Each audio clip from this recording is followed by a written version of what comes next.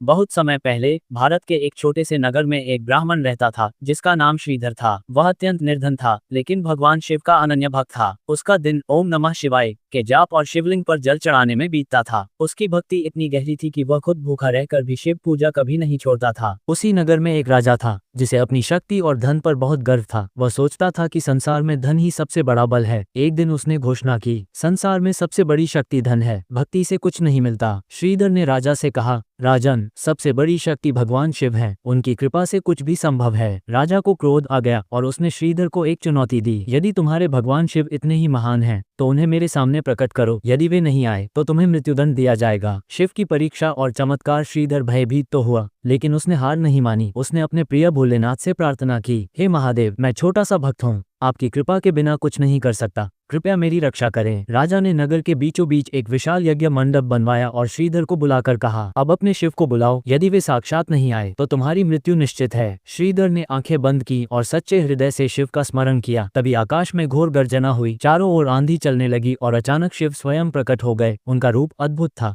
गले में नाग, जटाओं में गंगा, त्रिशूल हाथ में और नेत्रों में तेज। राजा उनके तेज से भयभीत हो गया और उसके घुटने कांपने लगे। उसने तुरंत श्रीधर से क्षमा मांगी और कहा, अब मुझे ज्ञात हुआ कि संसार में सबसे बड़ी शक्ति धन नहीं बल्कि भगवान शिव की भक्ति है। शिव ने श्रीधर को वरदान दिया और कहा, सच्चे भक्त को कभी डरना नहीं चाहिए, जो मन से मेरी भक्ति करता है उसकी मैं सदा रक्षा करता हूँ। कथा की शिक्षा: 1. सच्ची भक्ति में अपार शक्ति होती है। 2. भगवान शिव अपने भक्तों की परीक्षा लेते हैं लेकिन अंततः उनकी रक्षा भी करते हैं। 3. धन, शक्ति और अभिमान क्षणिक होते हैं लेकिन श्रद्धा और विश्वास सदा बना रहता है। इस कथा का प्रभाव इतना हुआ कि राजा ने अपना पूरा जीवन शिव भक्ति में लगा दिया और श्रीधर को राजगुरु बना दिया।